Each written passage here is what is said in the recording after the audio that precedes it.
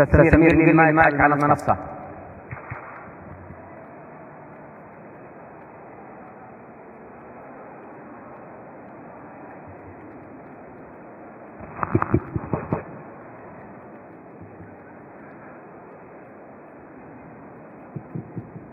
بسم الله الرحمن الرحيم. الحمد لله رب العالمين والصلاة والسلام على أشرف الأنبياء والمرسلين سيدنا ونبينا محمد وعلى آله وصحبه أجمعين. صاحب المعالي نائب وزير التعليم، أصحاب السعادة، أيها السادة الحضور، أيها السيدات، السلام عليكم ورحمة الله وبركاته.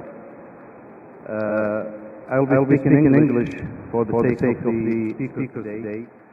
I'd like to welcome all of you, the audience, males and females, and I would like to express my gratitude to the Ministry of Education for inviting me to take part in this session. In fact, I feel privileged to be in this session for two reasons. Number one, it is the first session in the forum. Number two, I'm sitting between two great scholars who came from the United States and Australia to share with us their expertise in an important field, namely teaching and learning. Teaching, as we all know, being part of this process myself, I prepare teachers and I'm specialist in teaching and learning and applied linguistics specifically. I believe it consists of a wide spectrum of variable components. We have we have the curriculum, the teaching method, the learning environment, the administration, the equipment of the university, of the school, and the group students sometimes. This sometimes make a lot of challenges. The most important of which is, as a component, is the teacher. If we have a good teacher, basically we can overcome a good number of problems. A good teacher can overcome shortcomings in the curriculum, in the environment, and the technology. He can make up things that will help him be successful and competent in the teaching profession. However, if it takes us a few months to change the curriculum, definitely it will take us a good while to make change to the teacher himself. We are dealing with two eras of teaching and teacher role. In the past, teachers, as we all know, we viewed them as knowledge dispensers and in what we call learner teachers in the classroom. Now that has moved and shifted to students in the classroom, where the teacher's role is basically facilitator, mediator, and helper of the student. Now, with the new advances of technology and the knowledge-based society, teachers have even a more important role, how to adapt and implement technology in their teaching. I will not speak about this very thoroughly because I have speakers who can give it their best shot, but I definitely assure everybody that the government of Saudi Arabia has taken great steps in the development of education. As we all know, that the Kingdom of Saudi Arabia, the government of Saudi Arabia, has dedicated half a third of its budget to education. And we know that in the Ministry of Education, there's a huge project that costs the Kingdom about $2.4 billion to invest in education. That's King Abdullah's project for general education development. Now, the initiative of the Prince Faisal bin Abdullah Al Saud, the Minister of Education, to name this year as the teacher's year, that is a concession from us in this country, and the highlight of the role of the teacher being very important.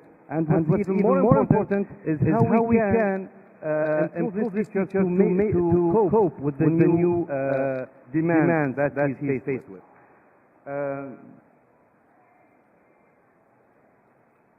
Please allow me now to introduce my first speaker, and I will do that in Arabic, so sometimes it's hard to switch between Arabic and English, but my first speaker is Dr. Colin William Evers. هو أستاذ القيادة التربوية بمدرسة التربية بجامعة نيو ساوث ويلز. ضيفنا يحمل درجتي بكالوريوس، الأولى في الآداب والثانية في الرياضيات، وحصل عليهما بمرتبة الشرف. وحصل على الدكتوراه من جامعة سيدني في تخصص تربية وفلسفة التربية عن موضوع طروحته البناء المنطقي والتبرير في نظرية التربية. تولى العديد من المناصب الإدارية من خلال كونه أستاذا زائرا وأستاذا القيادة التربوية وأستاذ شرف في العديد من الجامعات، ومنها جامعة ويلز وجامعة هونغ كونغ. وتولى أيضا العديد من الأعمال كمحاضر ومعيد وأستاذ مشارك وأستاذ في كلية التربية بجامعة هونغ كونغ وجامعة موناش الإسرائيلية. متحدثنا اليوم حائز على جائزة الكومنولث في الدراسات العليا في كلية التربية بجامعة سيدني، وهو عضو في العديد من اللجان. في الحقيقة قد لا يسعفني الوقت أن آتي على كل ما في السيرة الذاتية، ولكن أعرف أن السيرة الذاتية في الكتيب المؤتمر فللجميع الاطلاع عليها، ولكن سأختصر بأن أقول هو عضو في لجنة الترقيات المهنية ولجنة المراجعة من مركز البحوث والسياسة الاجتماعية، وكذلك عمل رئيسا لقسم البحوث بالعديد من الكليات، ورئيس لجنة الدرجات العليا والأخلاق والبحوث، وكذلك عضو في اللجنة الاستشارية للعمداء ولجنة العمداء المساعدين. أيضا كان عضوا في لجنة ميزانية الكلية والموارد البشرية، وعضوا لمجلس الكلية ومجلس الجامعة. له العديد من الأبحاث والدراسات في هذا التخصص، ففي الحقيقة أن سيرته زاخرة بالعديد من المعارف، وسأكتفي بما ذكرت ولأتيح له المجال للتحدث، فأرحب به باسمكم جميعا. So please, Dr. Evers, the floor is yours.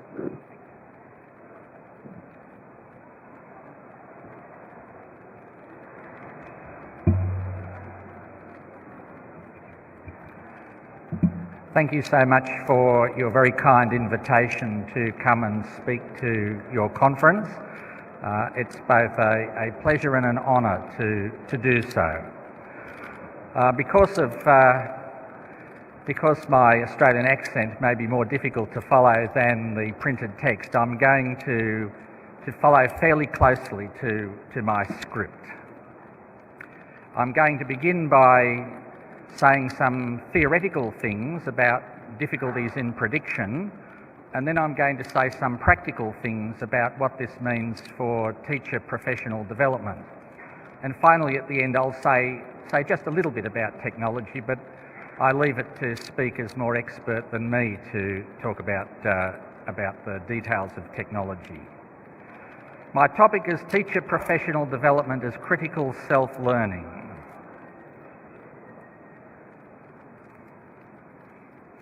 Can someone show me how to change to the next slide? What do teachers need to know in a knowledge society? That's our question.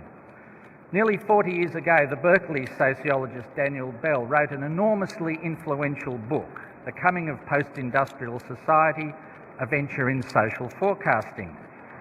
And for Bell, a post-industrial society, which we would now call a knowledge-based society, is one where more than 50% of the workforce is employed in knowledge industries. With the benefit of hindsight, one important lesson to be learned from the book is the difficulty of social forecasting. And Bell made two key errors. He did predict the expansion of the services sector,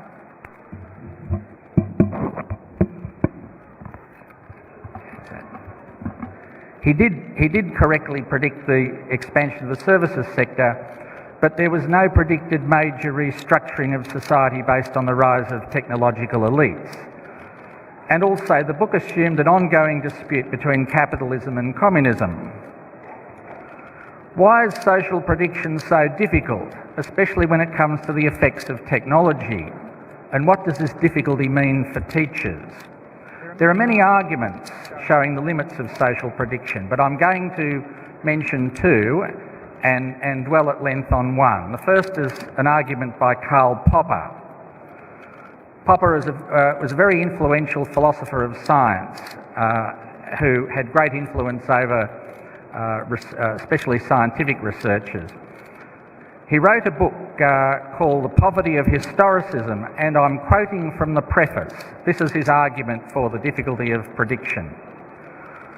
The course of human history is strongly influenced by the growth of human knowledge.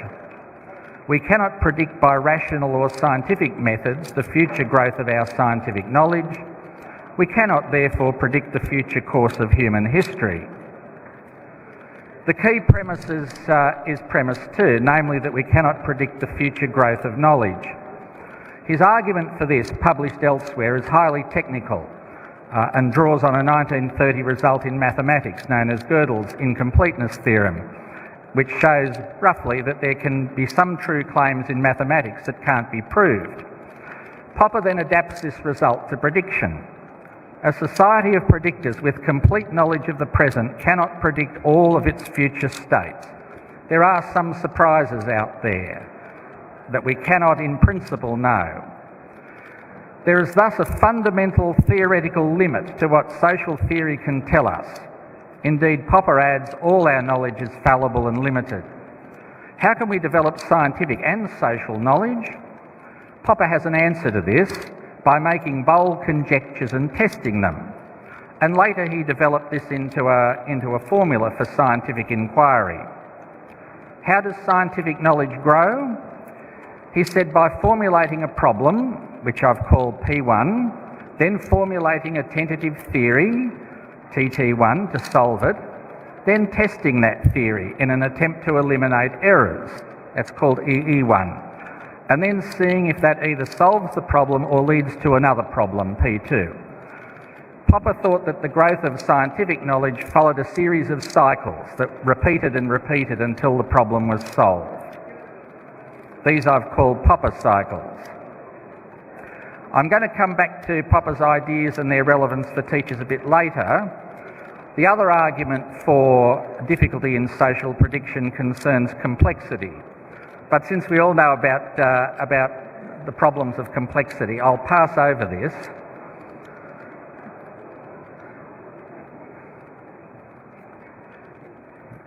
So how can teachers develop and improve their knowledge of practice, given that the main theories in pedagogy and social science are both fallible and context dependent? There are two broad strategies that people use. The first one is learn about particular examples of good practice in particular contexts and adapt that knowledge. The second is learn more general claims about good practice and apply that knowledge. Here's some examples of each, and also some criticisms. Concerning particular examples, learn from case studies of expert teachers, how they handle matters in their particular contexts. The problem with this is that you've got to need to know what's in the mind of the expert teacher, their theory of practice. And you've got to need to know similarities and differences between expert teachers' context and the context of application. That requires a lot of theorising by teachers and can be quite a difficult task. Here's an extreme example of the difficulty of interpreting expertise for application across contexts that differ radically in time, culture and technology. Which statement is most likely to be true? If Caesar commanded US forces in the Korean War, he would have used catapults. If Caesar commanded US forces in the Korean War, he would have used the atom bomb. Quite a bit of interpretation has to go into reading his mind and updating it to current circumstances. Another case of particularity is to do case studies of best schools. What can we learn? This is a very big industry and there's a research bias here. Many researchers study good schools, very few study failing schools. However, the statistical and causal structure of good schools is in many ways different from failing schools, so the context for adapting the knowledge is different. You don't really want to start from the good schools, you want to start from those that are having trouble. Here is a generality example for teacher education. There are large-scale statistical studies of teaching as a guide to good practice. Many of these have recently been collated and analysed in John Hattie's book, Visible Learning. Here's what Hattie did. He analysed 800 meta-analyses that summarised 50,000 research studies involving outcomes for 200 million students. That's an awful lot of data. Hattie's aim is to calculate the effect size for a comprehensive range of educational practices that are thought to promote student learning. Here's some examples where an effect size, where the definition of an effect size is the number of standard deviations an effect group is above a control group. Hattie found Piagetian programs had quite a large effect size, 1.28 standard deviations. Micro-teaching also had a large effect size, and so did teacher feedback. These findings on effect sizes are a useful place to start in thinking about teaching practices that improve student learning. But having worked for a long time in Hong Kong, I note some problems. A very large number of the studies were conducted under particular social and cultural conditions, for example, those that obtained in North America. But cultural conditions affect learning.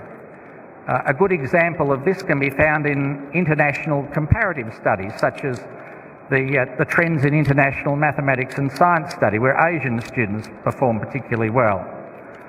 The range of teaching and learning practices is constrained in different ways by different cultural traditions, histories, and social mores. For example, teaching and learning in Confucian heritage cultures is different to Western traditions. Borrowing models of teaching, learning, curriculum, school administration and leadership from other jurisdictions can be a useful starting point, but application must be constrained for appropriateness. For example, Western models of school leadership did not transfer well for Hong Kong with their cultural emphasis on harmony. Okay, here's a summary of the problems that need to be overcome. Our best social science knowledge is fallible and sensitive to context for its usefulness. The best research evidence on teaching and learning, whether from particular studies or from large-scale studies, needs to be carefully interpreted and tested for appropriateness in adaptation and application. So how do we build good theories for teachers? In starting with fallible theories, the emphasis shifts from content to epistemically progressive processes that improve knowledge. And I'm going to introduce you to some research that I've been doing over the years with a Canadian scholar. About 10 years ago, a Canadian researcher, Stephanie Chitpin, was studying how 6 teachers with various backgrounds and training used portfolios to improve their professional knowledge. And there was a big tradition for that, especially in the reflective practitioner tradition. With the reflective practitioner model, which was originally developed by Donald Schon, keeping a diary was a central tool for aiding reflection. However, when Chitpin and I carefully analysed the teacher portfolios and interview material in Chitpin's study, the data fitted a well-structured, epistemically progressive process, Popper cycles. And we've published part of this research. This is a commercial for that paper, which is in the journal Teachers and Teaching Theory and Practice. What we found was that the teachers were formulating quite clearly an initial problem. Then they were trying to propose hypotheses to solve it, their tentative theory.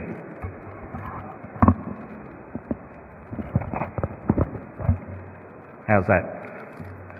Then they were testing their tentative theory in their teaching practice, and they were either solving the problem or repeating the cycle. Those examples are published in the paper that I mentioned earlier, but here's an example from my own research in Hong Kong. I mention this one because it's published and you can look it up in print. A new teacher in a Hong Kong secondary school undergoing further training attempts to deal with a quite specific classroom management problem: students falling asleep in his English classes. It's a very specific problem, P1. He begins with a tentative theory that he thinks will work, and then he implements it and sees the result. But the result's not very satisfactory. He needs to refine both the problem and his tentative theory.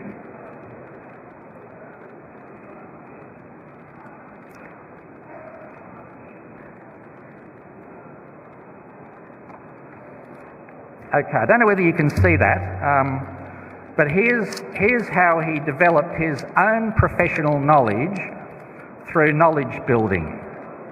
His first problem was, how can I stop Form 4 students sleeping in my English class? And his tentative theory was, this is achieved by waking up the students and giving punishment to them. But when he does this, he finds that there are too many interruptions in the class and the class atmosphere becomes tense. So he reformulates the problem: how to stop students sleeping in class and maintain a warm classroom atmosphere. And his second theory is, this is achieved by giving more written tasks to keep students busy and awake. So he tries it out. And what happens is the situation's improved in the sense that fewer students fall asleep, but students still are not learning as they just do the worksheets in a mechanical way. So this brings him to a further problem: how to motivate students to learn English. And he suggests this is achieved by using games and activities in class. Now, if you know anything about Hong Kong schools, they're very crowded. The students enjoy the games but create noise and disturb other classes in the crowded school setting. So this brings him to his fourth problem: how to motivate students to learn English in the local school setting. And he theorises this is achieved by replacing some course book materials with more authentic materials. So he tries it out. The students are more active in class discussion but rely on their first language, which is Chinese, as translation is frequently asked for with authentic materials, which are more difficult. So this brings him to his fifth problem: how to make the materials easier for students. This is achieved by adaptation and design of guiding activities for the authentic materials. So he does it. The adapted materials are well received by students, and students rely less on their first language. But it all takes a huge amount of time. How to find time to adapt more authentic materials is his last problem. And he says, I can't do this. This is out of my control. I have to seek support from the principal. Well, he gets the support, and it has a happy ending. The materials for the students using materials enjoy a higher passing rate in the examination, and it's a big success. This is a good example of critical self-learning. It's critical because he's looking for evidence to test his theory and to refute it if it does not solve the problem. It's self-learning because he's the one in charge of his professional learning. He's the experimenter on his own practice. It's a good example because it's epistemically progressive. It leads to improved knowledge of practice. He eventually solves the problems. Here's another example which is a bit more complicated. It's a leadership team of senior teachers, including the principal, who have to deal with the problem of boosting first-year secondary enrolment in order to prevent their school from being closed down. This is an existential threat. They need to meet first-year quota. So their problem is very clear: exceed a threshold intake on their quota. Their tentative theory involves starting with something easy to implement, and then they can test it. They can get evidence for it very easily by counting potential students. I won't go through all the details of this, but it was quite a long process. Their problem was how to recruit enough students for the school to continue to exist, and their first suggestion was to mount a program of publicity and promotion of the school in the local area. And when they did that, they found that the school had a bad reputation, so it didn't work. So what they then had to do in their second problem was how to change parents' perceptions of the school. They set about inviting parents in, they set about talking about new ways of doing things in the school, but it still wasn't sufficient to bring in more students.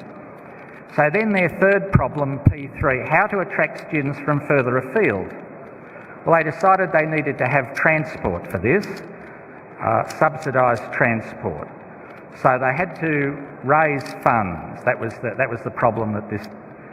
So how to raise funds to subsidise school transport? Their tentative theory 4 was to invite the alumni to support it. But the extra students were not enough. So their fifth problem, how to enhance the school's attractiveness, and they hit upon the idea of providing a free lunch for everyone, again asking the alumni. Again, it was insufficient to meet quota. So back to their original problem, P6, how to further expand the size of the Form 1 intake. Here they did something really big. They made the school co-educational. Instead of being a boys-only school, it became for boys and girls. This provided a major boost in intake, but they still had a lot of problems to solve about changing the facilities. So their seventh problem was how to convert the school. They managed to do this. They set up a task force, they got money from the government and the alumni, and they made target. So their last problem was how to make sure that they don't get into that difficulty again, and they set up a quality assurance program and an outreach program to make sure that the school remained viable and effective. Now, this is a method not of decision making, but of a trajectory of problems and solutions. This is how the decision making body learned over time to improve their knowledge of what would work. It's a good example because, well, it had a happy ending, but I want to note some issues here. There was no one decision that solves the problem. Instead, we have a problem solutions trajectory. Also, their trajectory was specific to their school. Other schools with the same problem would most likely have different trajectories. Professor Evers, excuse me. Social science is not strong enough to guide them to their tentative theory 6, going co-educational, straight away. Since every theory could be wrong, it is best to start with the easiest, least costly, and work up. In the end, they decided to put in place a procedure for ensuring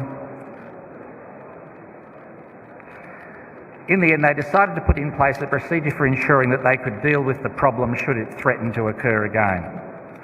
Here's some general lessons for knowledge building, for teachers building good theories. Try to formulate well-structured problems with clear criteria for success. In developing tentative theories, start with the best knowledge available, but remember that it may not be suitable for your classroom, your school, your region, your system. Context matters greatly. One size does not fit all. This methodology requires you to build your own theories. Testing your theories requires that you submit to the evidence. Avoid confirmation bias. That means avoid the practice of interpreting all evidence as supporting your theory. Develop the habit of being critical of your own ideas, as well as the ideas of others. Note that in professional practice, teachers can have several sequences of popper cycles going at once. Don't let the solution to one set of problems be the cause of many others. Seek overall coherence of your professional practice. I want to conclude with a brief note on technology and teaching that draws on some research that I've done more recently. In some research, one of my PhD students, now Dr. Kakila Kachal, did in Hong Kong, we looked at the influence of the internet on teacher roles among teachers of middle high school students. And here's what we noted. We noted a rise in autonomous student learning. That was autonomous student learning of school learning. We also noted teachers were increasingly being asked about the relevance and use of school learning, and that teachers were advising on a lot of issues to do with student socialisation. The last thing we noted is with so much information available on the internet, teachers were less involved in transmission of knowledge and much more engaged in critical evaluation of knowledge. Here's an advertisement. The findings and theory will be out in this book by Dr. Kachal and myself next year, called Teacher Leadership in the Age of the Internet, New Conceptions of Student Learning. Excuse me, sir. Professor Evans. As will be evident from my line of argument, I want to conclude by observing that the very strong emphasis on critical thinking in schools and universities being promoted by the government of the Kingdom of Saudi Arabia is of fundamental importance, not just for teachers and students, but for all citizens in a knowledge society. Thank you. Thank you very much. Thank you very much, Dr. Evers, for this informative lecture. And just to save time, I will just go ahead and read Dr. Donald Knezek. He is the, I'll start speaking Arabic again. دكتور دونالد كنيزك رئيس منظمة الجمعية العالمية للتقنية والتعليم بالولايات المتحدة الأمريكية، حاز على درجة البكالوريوس في الرياضيات بتقدير ممتاز من كلية دارتماوث في عام 1971، وماجستير في الرياضيات كذلك من جامعة هاواي في عام 73، ودكتوراه في الإدارة التربوية من جامعة تكساس. عمل قائدا ومديرا تنفيذيا أول في الجمعية العلمية للتقنية في التربية من عام 2002 إلى تاريخه، ثم وقبل ذلك أسس العديد من الجمعيات ومنها مقر الجمعية العالمية للتقنية في التربية في واشنطن من أجل تعزيز جهود الدفاع وتأثير السياسة والقيادة الفكرية والعلاقات العامة والروابط مع الوكالات والجمعيات والمؤسسات الأخرى. عمل مديرا لمركز الجمعية العالمية للتقنية في التربية لإعداد معلمي الغد لاستخدام التقنية، وذلك من عام 99 إلى عام 2005. له العديد من الأبحاث والكتب المنشورة والخبرة الإدارية الواسعة. سأكتفي بما ذكرت. Would like to welcome Dr. Ken Knezek, I pronounced that correctly, Knezek to present his presentation entitled The Emerging Roles of Teachers in the Digital Age. So please, you have the remaining time, and we are sorry that we will not have comments and a discussion after his presentation. Good morning, and I'm extremely honored to be here. I want to say first that I'm going to say less than I had intended to, but I will be here for the entire conference, and I will also be in a booth in the exhibition. So if you hear something of interest, please visit me during the week and we can talk more about that. So I want to talk a little about the challenges we talked about for teachers and some examples of what we're finding among teachers who still do their job very well, even in a technology-rich and information-rich environment. So I want to talk some about, I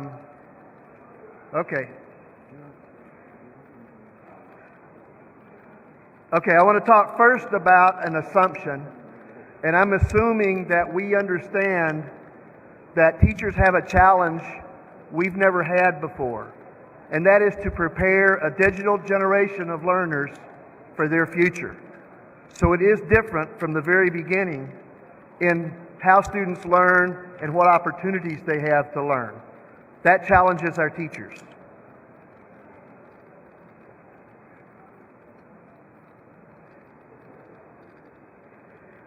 Okay, so where do I need to aim this thing? It's technology, you know.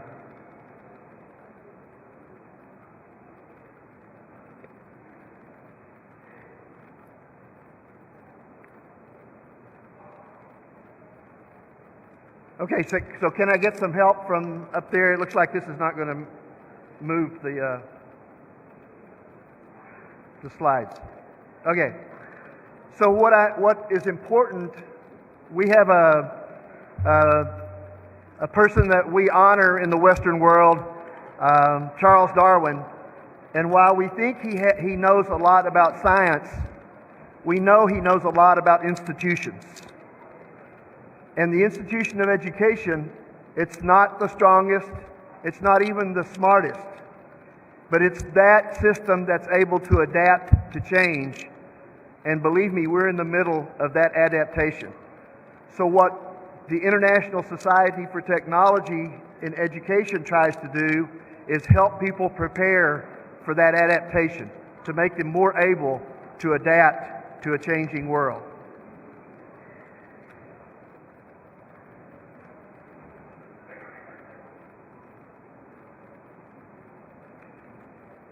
Okay.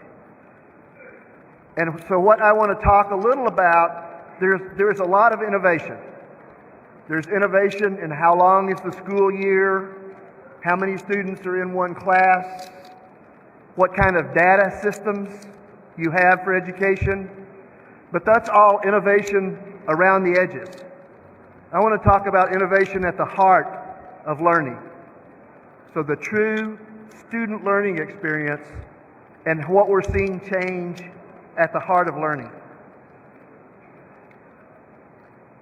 Oh, this could be fun. So as I think about innovation at the heart of learning,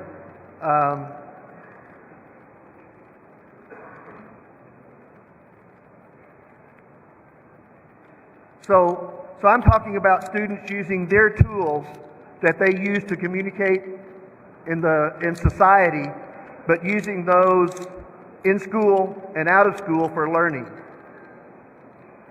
We're talking about seeing students, especially secondary and university students, working like professionals work in the real world.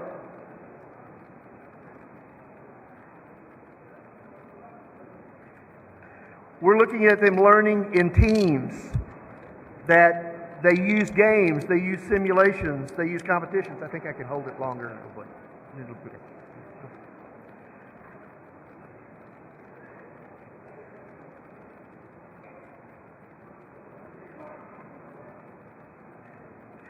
We're talking about having students address complex, authentic problems and projects, not simple one-click examples out of the textbooks.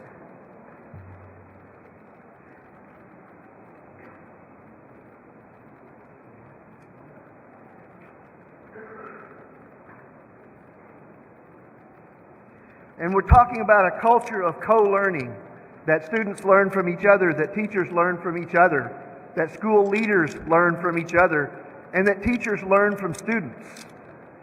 And that's a very different model for teachers to learn to use. And that they bring personal relevance to students. We were talking about asking questions about what difference it makes. Why is school learning important?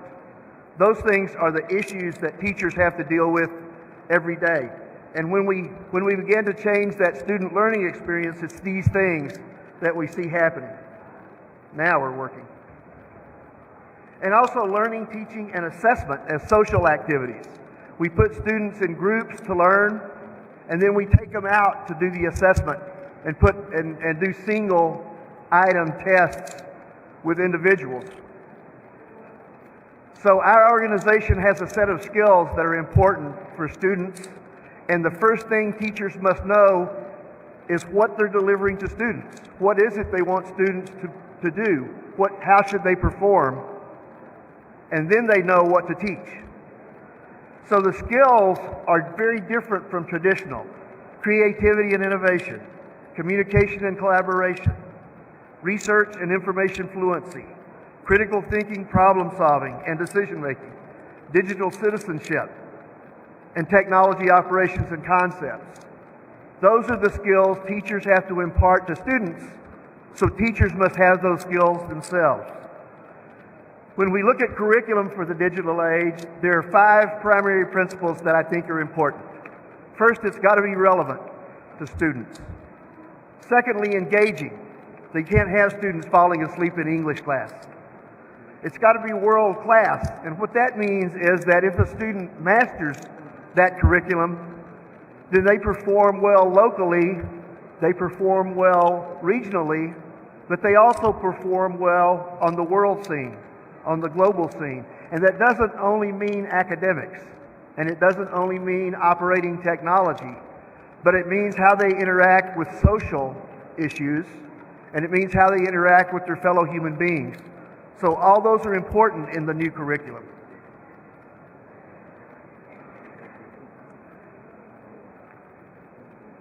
It times out. That's what the problem is. Whoop.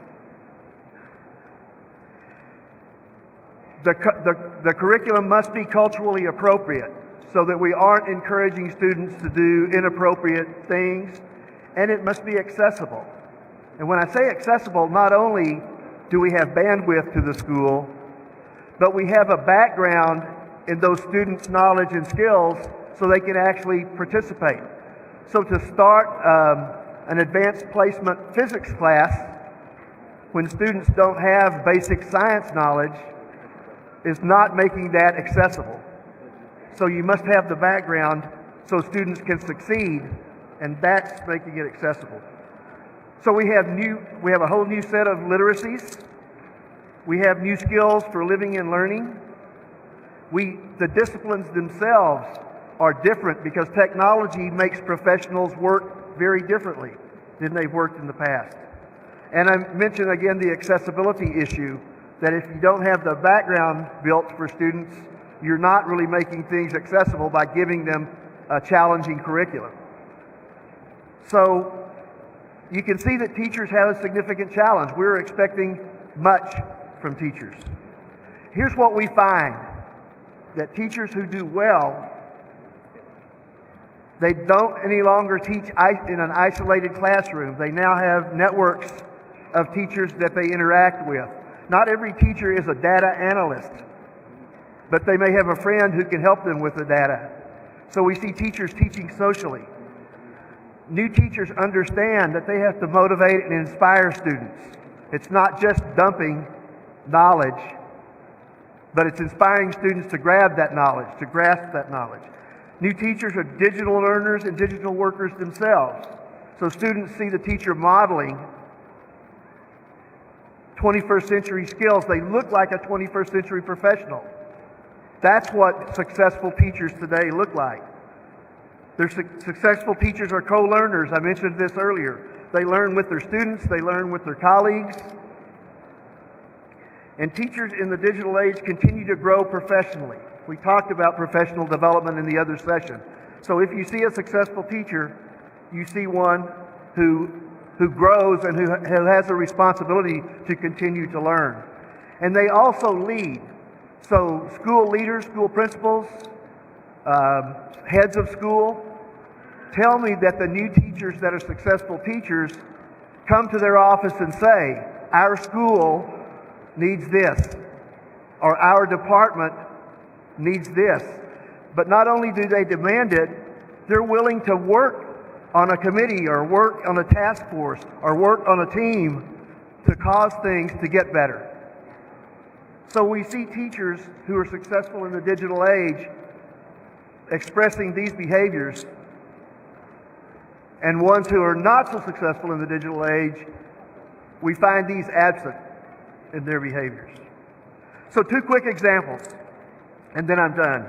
I hope the second one works. It's a video, but the first one is we have a very young teacher who was placed as a permanent substitute when a teacher had to be out for maternity leave, and she taught literature to 16 and 17-year-olds. She decided to start half of her discussions online on a wiki instead of in the classroom.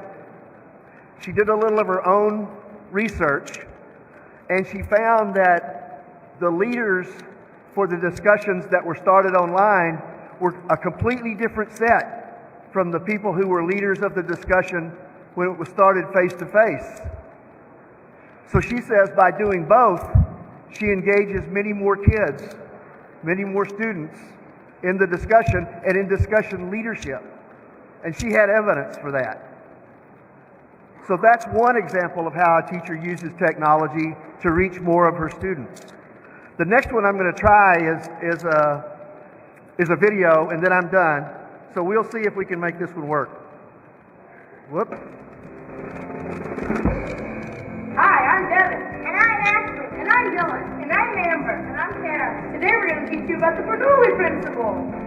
And all we're going to use is a piece of thread, 2 ping pong balls, tape and scissors, and a puff of air. First, cut 2 pieces of thread 4 feet long each. Next, attach the ping pong balls to the thread with your tape. Then, tape the other end of the thread to the ceiling so that the balls end up to be about 1 inch apart. What do you think will happen when you blow between the balls? They'll fly apart, of course. No, they're going to click together. Well, why don't we just find out? Can I see that one more time? I told you so. But what happened? When you blow between the ping pong balls, the rapid flow of air reduces the pressure between the balls. This creates greater air pressure outside the balls, which forces them together. See, I told you. Why don't you try it? Okay, I will.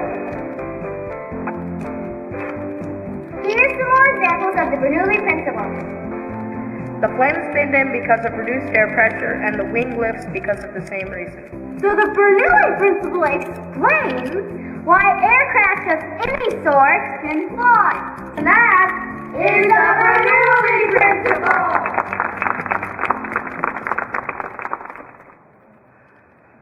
So the first thing people say when they look at that video is they say, I didn't see any technology. But until you understand that the assignment by this new age teacher was find a concept about science that's not in your textbook.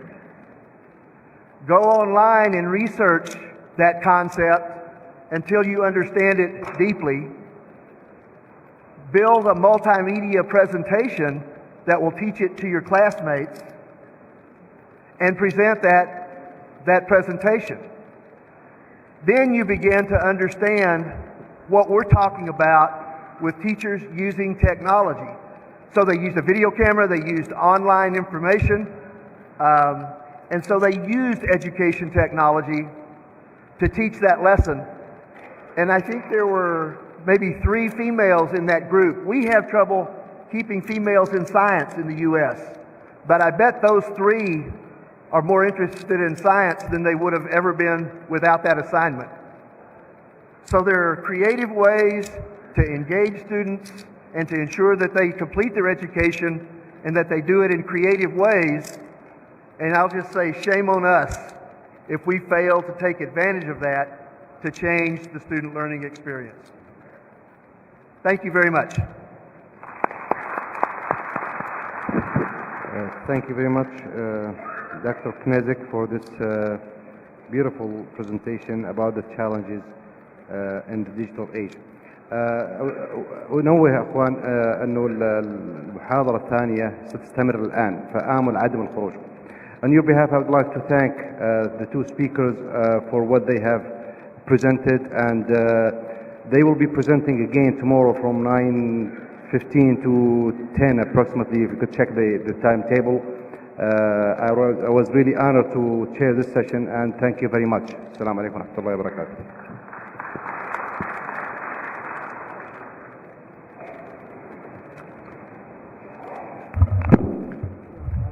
أصحاب المعالي، أصحاب السعادة، سوف تبدأ الجلسة الثانية بإذن الله تعالى مباشرة بعد هذه الجلسة.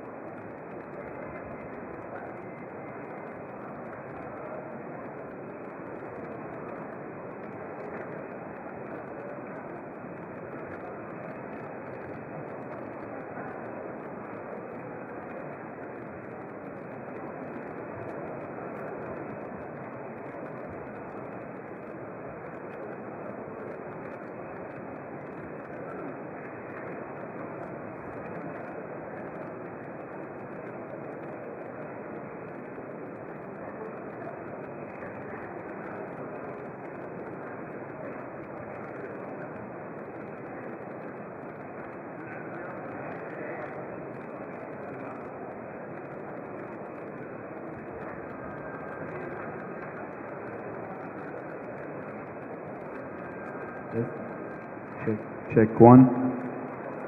Check one.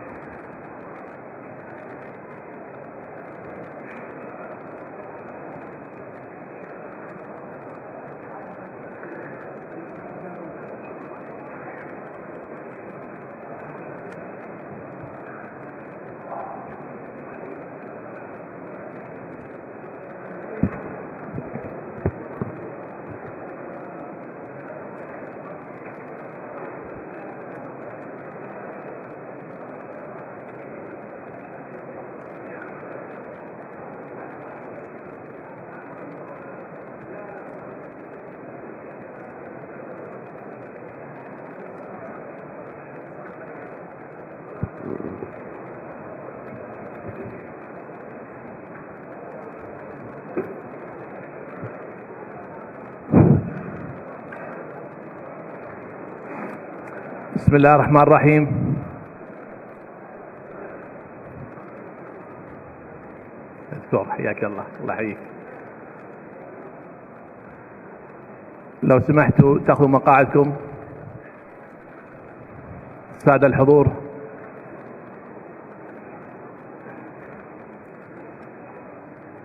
السادة الحضور،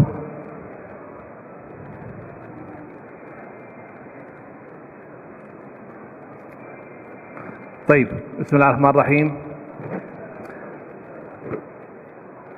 نرجو من السادة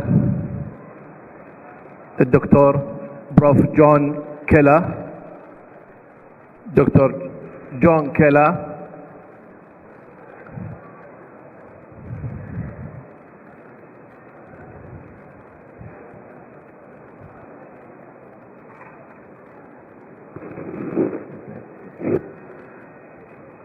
أيضا سعادة الدكتور أوشو سليمان، أوشو سليمان،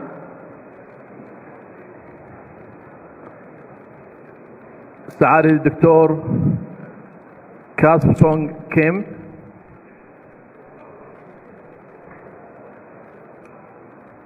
دكتور كيم،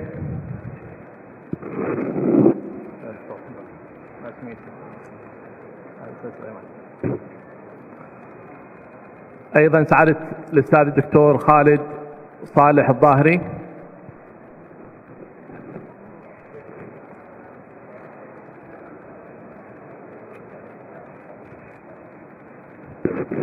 دكتور خالد حياك الله، حياك الله، تفضل.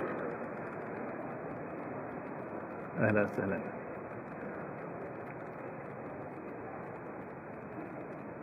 دكتور كيم،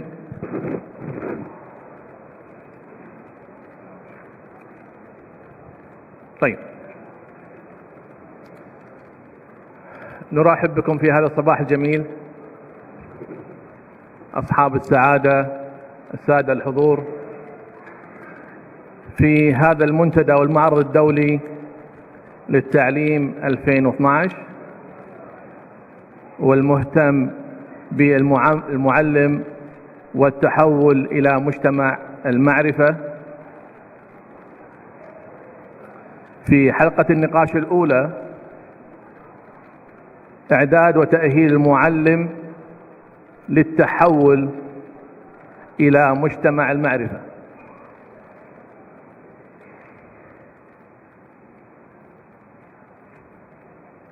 يشاركنا في هذه الحلقة كل من سعادة الدكتور جون كيلا أستاذ التربية بجامعة ولاية فلوريدا في الولايات المتحدة الأمريكية، وأيضا سعادة الدكتور أوشو سليمان أديشينا عضو مجلس المدراء ولجنة الإدارة لكلية أمينات العالمية في نيجيريا. أيضا سعادة الأستاذ الدكتور خالد صالح الظاهري أستاذ الإدارة والتخطيط التربوي بجامعة الملك عبد العزيز بجدة.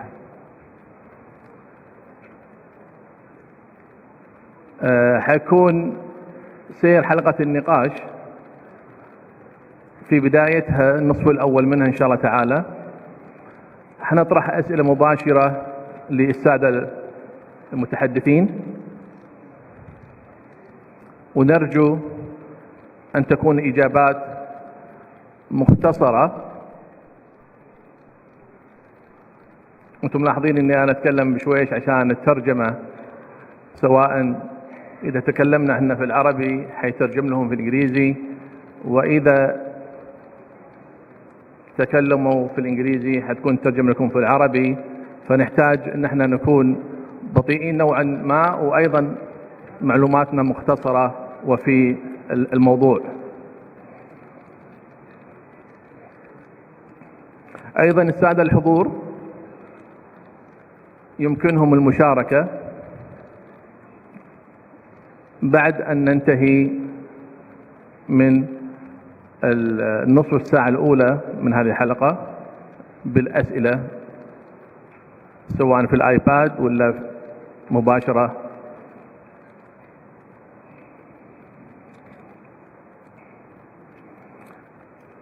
بداية سوف نطرح لدكتور جون نرحب بمستر كيم المدير التنفيذي لشركة KDI من كوريا الجنوبية.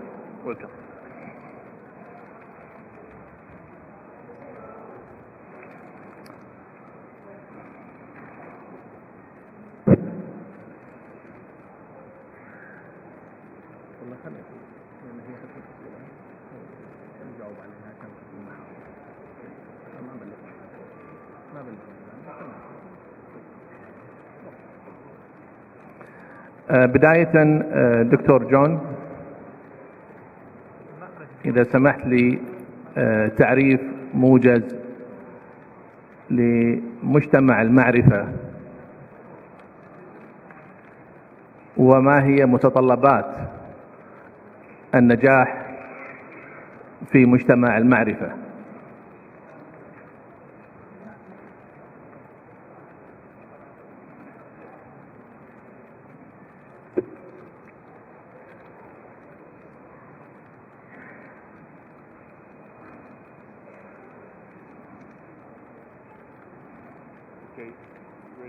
Yes. Thank you very much. It's an honor to be here, and I'm very excited about this possibility. The microphone. What? This one? Okay. Yes. All right. I'm very happy to be here, and it's an honor to be part of this group. The theme of this conference is extremely exciting, and it reflects many things that are happening, not just in Saudi Arabia or the United States or Australia or South Korea, but many other parts of the world as well. Also, I want to apologize for my casual appearance. My suitcase is not here yet. Okay. Okay. But I think requirements for success there are many of them. We've heard several of them already this morning. For example, it requires a renewed and changed emphasis on teachers and students and their interactions, and also the role of administrators and their responsibility to support these changes. I think in order to be brief, I will simply state that the teachers who are more self-directed consider themselves as learners and models of learning as well as teachers, and who are able to inspire and support students in the development of their own projects and self-directed learning. Those are primary requirements to bring about these kinds of changes. Right. So, دكتور أوشو سليمان، ما هي معايير وآليات اختيار معلمين ومعلمات المستقبل من نظرك؟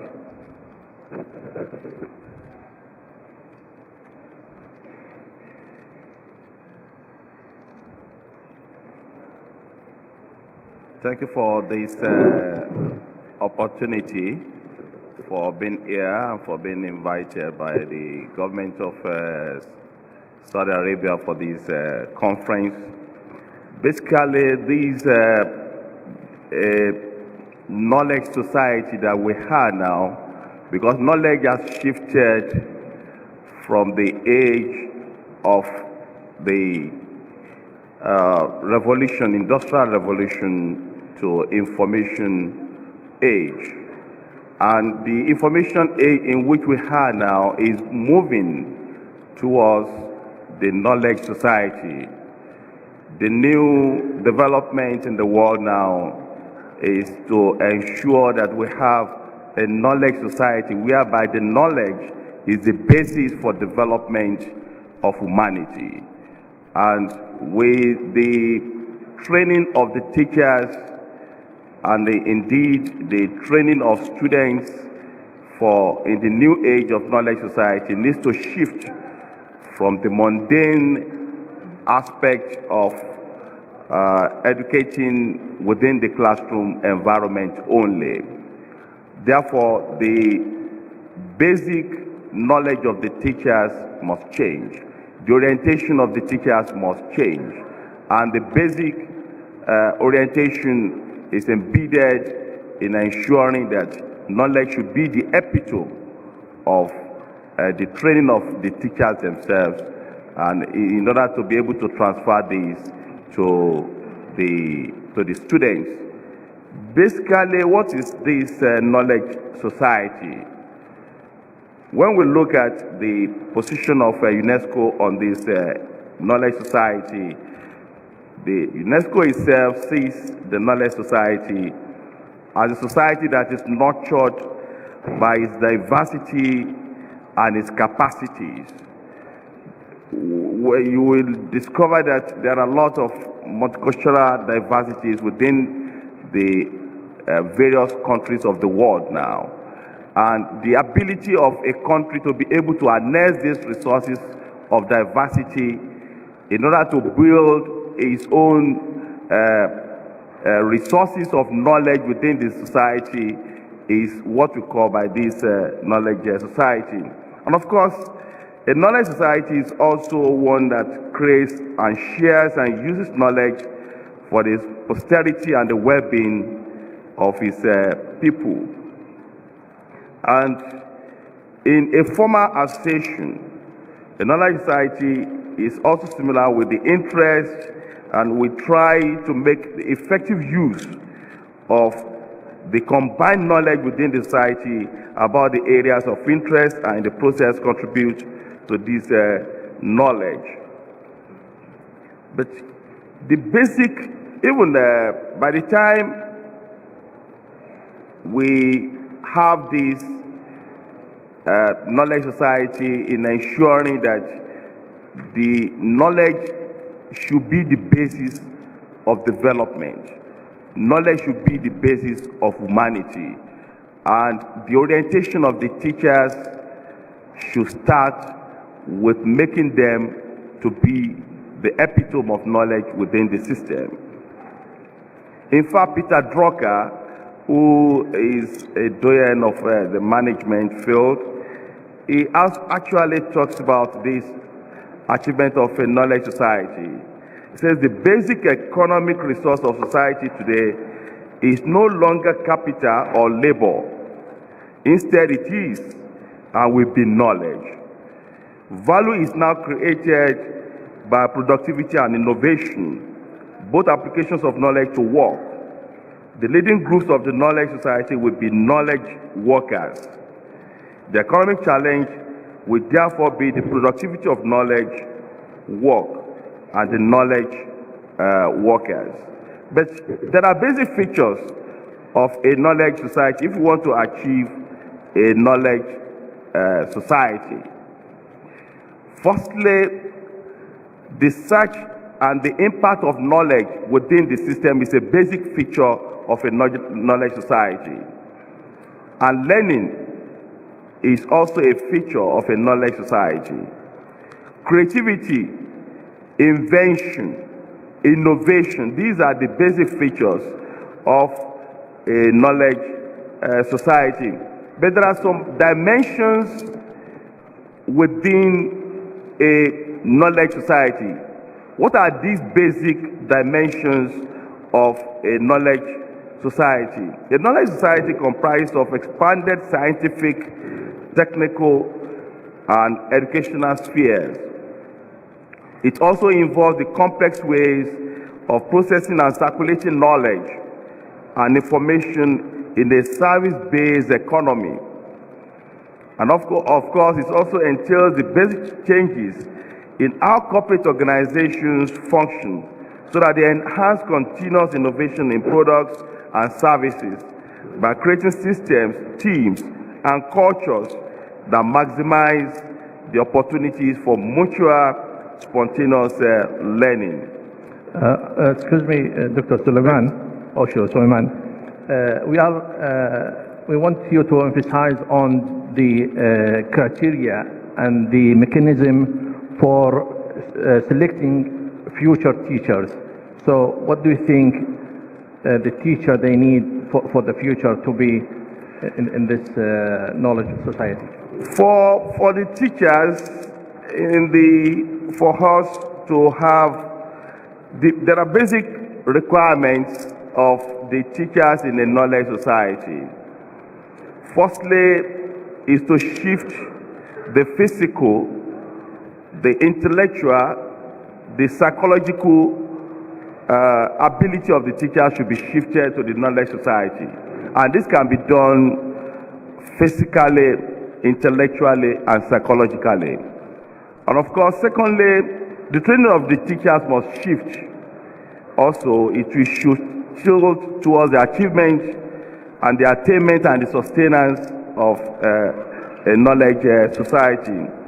The content of education of the teachers must also be geared towards achieving a knowledge society. The curricula in the colleges of education should be reviewed in the attainment of the knowledge society, because knowledge is the new thing now, and that this will be the basis of the training in the schools. And if the teachers are to train, right, they themselves, the training of the teachers, the orientation of the teachers, and of course, they must be tuned not only intellectually but also physically and psychologically. And because there are a lot of cognitive, psychological aspects in the training, and this should be embedded within the curricula of the colleges of education. Also, the orientation of the teachers need to be geared towards of course, the training and the qualification of the teachers too. Because if the teachers are the trainers of all professionals, whether you are a doctor, whether you are an engineer, whether you are a journalist, whatever profession that you are going into, the teachers are the trainers of all professionals. Right. Therefore, the teachers must be the best professionals within the system, within the society. Right. Because that is why the training of the teachers should be epitome within the educational policy of any country. Thank you very much. Dr. Khalid, إذا ممكن على متطلبات إعداد وتأهيل المعلم لبناء مجتمع المعرفة.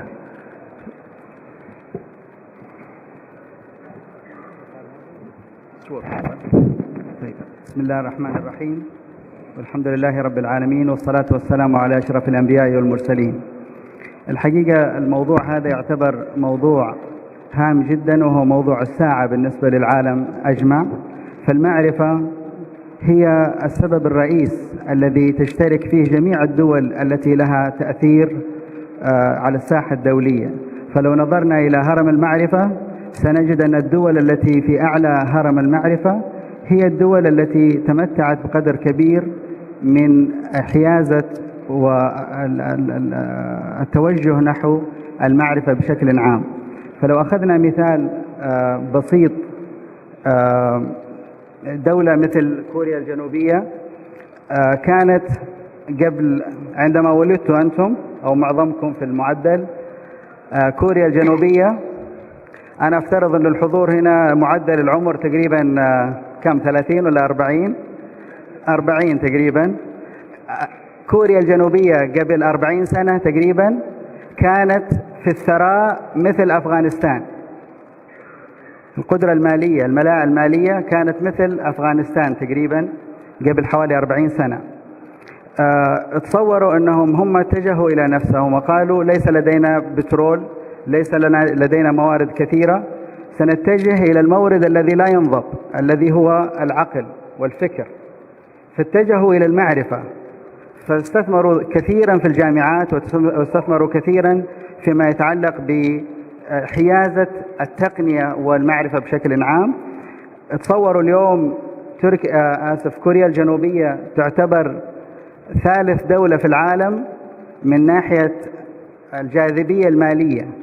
انظروا إلى كوريا الجنوبية اليوم وكيف أن قدرتها المالية أصبحت متميزة على مستوى العالم بسبب اتجاههم لهذه الكلمة المعرفة. فلا نستهين بمجتمع المعرفة، ونعتبر أن المتطلبات كثيرة جدا.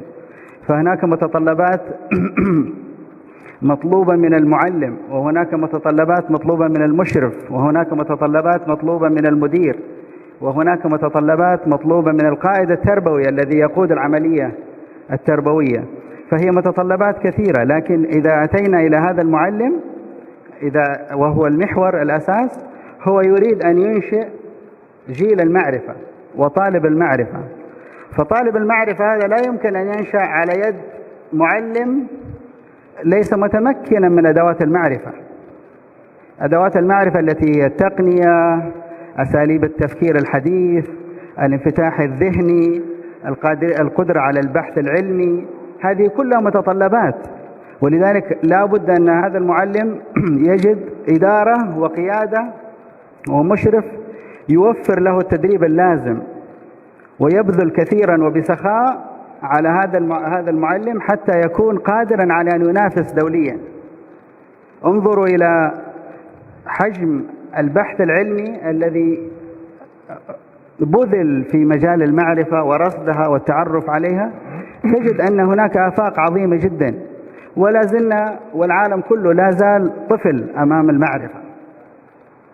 نيوتن مرة يقول، وهذه من الكلمات التي أعجبتني كثيرا، نيوتن يعتبر متربع على أو من الكبارية في مجال المعرفة، يقول: أراني مثل طفل صغير يلعب بأصداف الشاطئ يستكشفها، بينما المعرفة والعلم الحقيقي موجود في أعماق البحر. فهو رغم تمتعه بهذه الوضعية العلمية العالية جدا يرى نفسه طفل صغير. فلذلك علينا أن نتذكر أن المعرفة بابها واسع وتحدي ضخم، ونريد أن نعرف قيمة الكلمة هذه. لذلك هذا العضو الذي يشبه العقل، انظروا إلى هذا اليد، لو نظرنا إلى العقل أو الدماغ من الجانب هذا شكله، وحجمه ليس بالبعيد عن هذا، لكن في هذه المساحة ضاع أهل العلم حتى يستكشفوا هذا العقل. مرة أحد المرات في سان دييغو كنت حضرت أحد المؤتمرات هناك، دانيال سيغل، دكتور دانيال سيغل، هذا من المشاهير في مجال أبحاث الدماغ والعقل وما يتعلق به، يقول وهو كان يقف على المسرح، هذه مكانه بهذا الشكل، يقول ما يتعلق بالدماغ عبارة عن من هذه الأرض إلى قمة المسرح. نحن ما نعرفه عن العقل والدماغ لا يتجاوز، وأشر بيده بهذه الطريقة، لا يتجاوز هكذا، الباقي مجاهيل. فلذلك لما نتكلم عن المعرفة ينبغي أن نعطيها حقها ونعرف ما هو المطلوب والتحدي الذي أمامنا حتى نتعامل معها. فنجد مثلا أن المعرفة من يتملكها ويسيطر عليها يجد نفسه قادرا على أن يكون مؤثرا على الساحة الدولية وعلى المسرح الدولي، ويستطيع أن يكون مؤثرا. أختم كلامي بمثال، وبعض النقاط الأخرى سنأتي عليها لاحقا، لكن هذا المثال الصغير أختم به في مجال كيف أن المعرفة والتقنية ترتقي بالإنسان والشركات والمجتمعات إلى آفاق ضخمة جدا. انظروا إلى شركة أبل، في يوم من الأيام كانت أبل تصارع من أجل البقاء، والسهم حقها أتذكر زمان كان ما يوصل حتى يمكن $11. هذه الشركة كانت تصارع. عندما أتى فريق ستيف جوبز أتى إلى هذه الشركة وأحدث النقلات وركز على المعرفة واحتياجات البشرية، نقل هذه الشركة إلى أنه العام الماضي كان لديها من الكاش السيولة النقدية أكثر من أوروبا كلها. فلا نستهين بقيمة العقل هذا وقدراته الذهنية الفائقة، أن يصبح رجل وفريقه قادرين على نقل شركة من الصراع من أجل البقاء إلى أن يصبح لدى الشركة هذه كاش أكثر من أوروبا كلها. إذا أنت تركز دكتور على قضية البحث العلمي، قضية يعني في مهارات معينة يجب أن يعني يتحلى فيها المعلم. نعم. طيب دكتور كيم، التعليم الإلكتروني ودوره في تأهيل معلمين. The role of e-learning in qualified teachers. I'm sorry, my major is not the technical, so I'm going to mention about the general information about the Korean education, the Korean teacher education. Can you give us just a short information about teachers, how they qualified in Korea? Yes. As you know, it's working. Yeah. Yes. As you know, in 1950 we had the Korean War, and the society was thoroughly destroyed due to the Korean War. But we have the resources like the oil or something like that. We just have human resources, and we are going to try to train as many as teachers to educate students from 1960s, and so many teachers has been trained in the university and the College of Education. But from 1980, we try to change our thinking to the another aspect, the quality of education and quality of teachers' education. And from that time, we evaluated the Teacher Training Institute, and from last year we applied the teacher appraiser for development, and we are going to evaluate teachers in terms of their professionalism in teaching,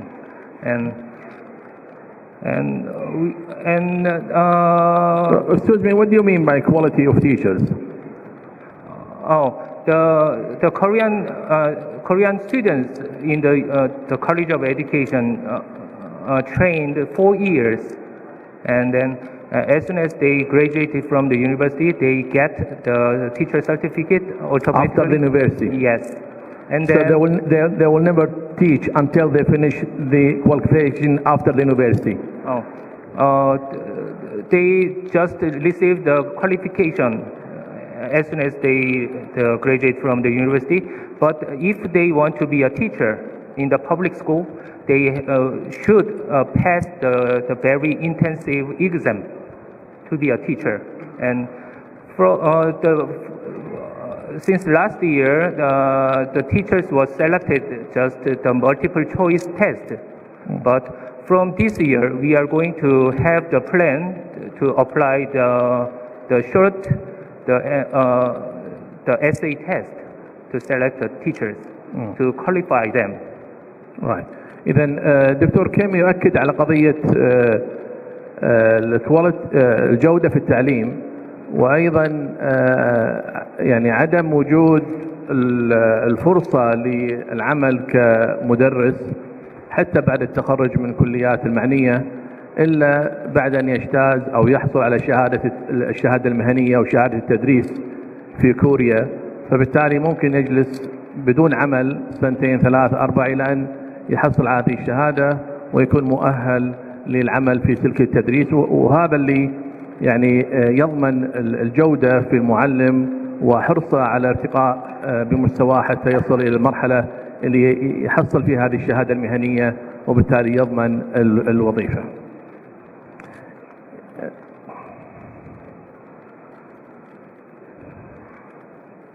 إذا رجعنا في come back to you دكتور جون، ما هي آليات تنفيذ برامج بناء القدرات المهنية للمعلم؟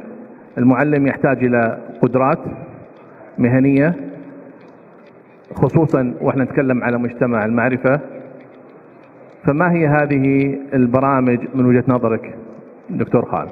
عفوا دكتور جون. Thank you. I think the mechanisms for helping to bring about change, of course, begin with the teachers. And the teachers, I think one of the most important things, of course, is their desire to make changes. And there are many ways to help generate that deep sense of intrinsic motivation to bring about change. Many years ago, when I was teaching at a secondary school in San Diego, California, the department head and I used short films, short movies, to stimulate discussion in our English classes and our literature classes. And we were the only two people using, at that time, the 16mm projectors. But the students loved what we were doing. So before long, there were other teachers who wanted to use the projectors, and then there were still other teachers who wanted to use the projectors. So it became a real competition in order to find a schedule that allowed all of us to use the technology when we wanted it. And this was kind of it's called a bandwagon effect, but it's also called modeling and following up. Another mechanism, as described by Dr. Evers, the Popperian cycles. Karl Popper was an objectivist, and he believed in testing ideas. So the Popper cycles that Dr. Evers described could also be called, that's a very common process. You could call it systematic design. Identifying a problem, defining the problem, proposing a solution, testing the solution, evaluating the results. So the reflective practitioner, evidence-based education, Popperian cycles, systematic instructional design. There are many of these design processes that are absolutely necessary that teachers master and be able to implement on their own as they continue their own empirical tests of the methods that they want to use. It's a dramatic shift away from a traditional philosophically based curriculum to a more pragmatic, empirically based approach to building curriculum and to building teaching and learning strategies that work. But it's not just the teachers that have to become comfortable with this process and embrace it. They also must engage their students in doing exactly the same thing. When I was a young person, taking a science class, in high school, physics class, we had to get up and roll a ball down an inclined plane and then measure with a stopwatch. I thought, that's so stupid. Why are we standing up here rolling these balls down? Because it was a mechanical repetition of a well-established experiment. We were not engaging in any new ideas, new inquiry, new explorations on ourselves. We were just doing something that was already described in the book. So the teachers, not only must the teachers become adept and enthusiastic about these approaches, they have to model it for their students, engage their students.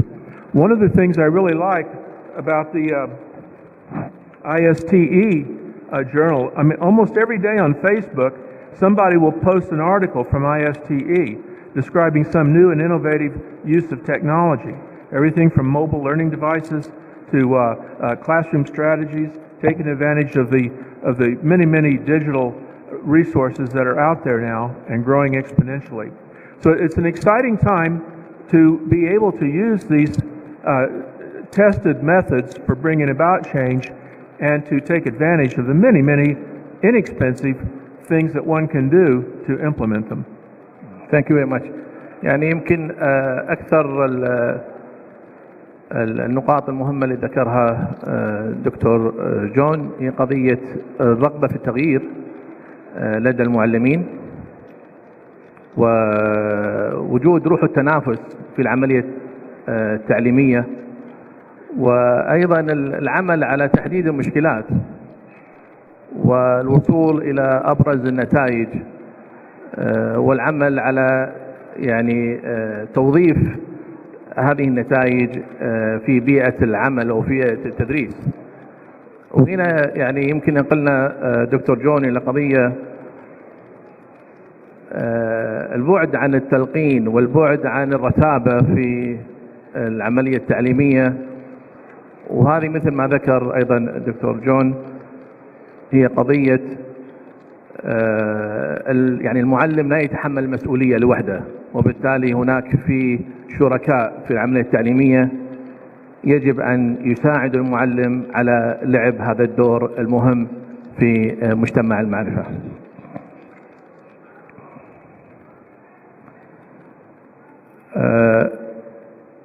دكتور أوشلو سليمان بليز.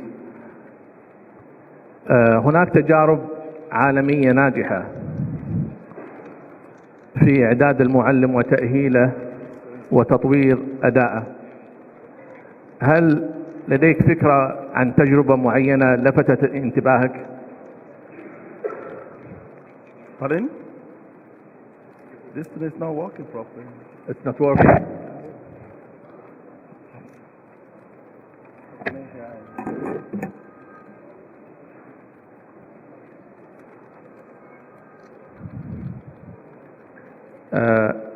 هناك إذا كان الترجمة هناك تجارب عالمية ناجحة في إعداد المعلم وتأهيله وتطوير أدائه. هل لديك اطلاع على إحدى هذه التجارب؟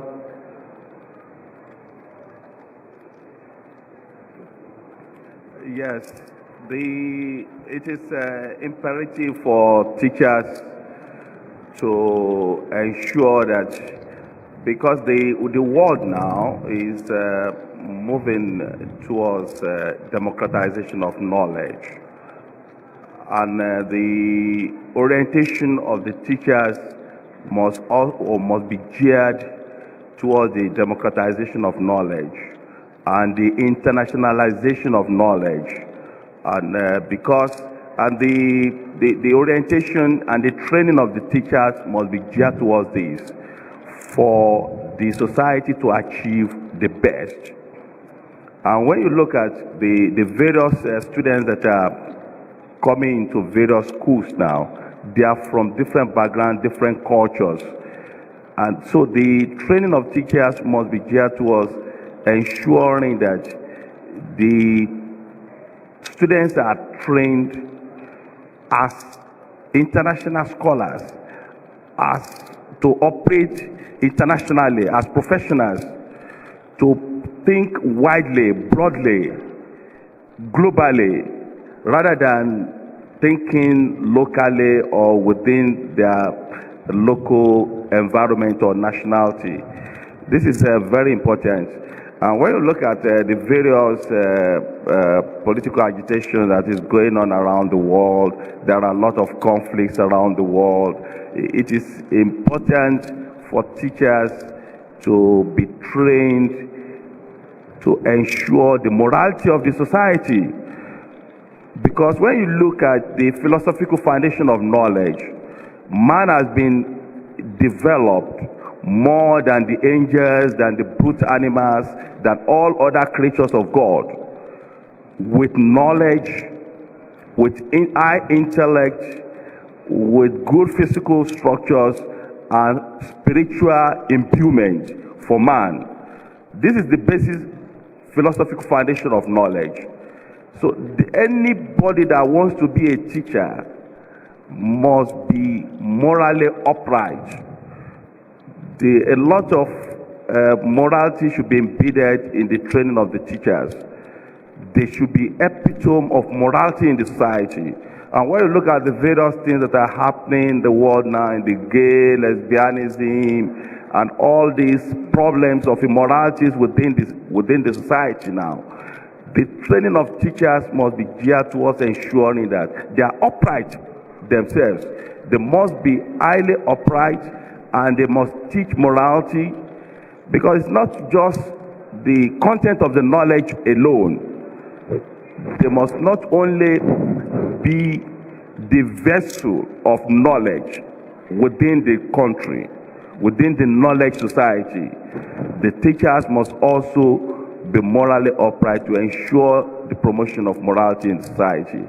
There are a lot of problems. The knowledge society economy is bad because it is geared towards profit making, capitalism.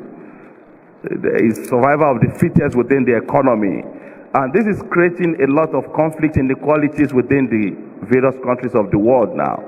And those who have been neglected within the system, they find a way out of the system into other areas to find a way out for themselves, to find an identity for themselves. And that's why you are having this problem of terrorism and all that, this religious conflict, ethnic conflicts, because they felt neglected because of the problem of this capitalism that is in the knowledge society economy, which is profit driven. This driven profit, that is the survival of the fittest within the economy, has pushed a lot of people out of education. So how do we bring them back? It is a major thing that education should find solution to. But the first step is to ensure that knowledge is epitome of development within the society. That should be the first policy, that should be the first philosophy of acceptance. Once we accept that, the best brains must be attracted to education. The best brains must be attracted to education.